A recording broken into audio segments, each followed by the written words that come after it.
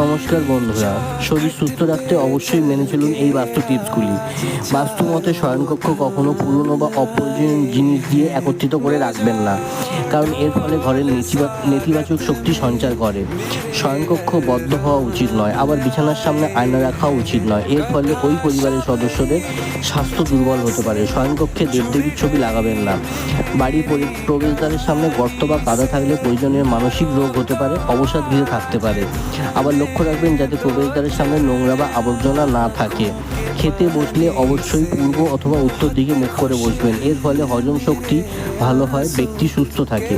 বাড়ির সামনে কোনো বড় গাছ থাকলে তা বাস্তুদোষের কারণ হয়ে দাঁড়ায়। এই দোষ দূর করার জন্য বাড়ির প্রবেশদ্বারে অবশ্যই স্বস্তিক চিহ্ন লাগাবেন।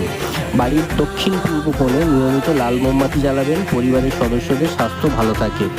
আর অবশ্যই আমার চ্যানেলটি সাবস্ক্রাইব করে সঙ্গে থাকবেন।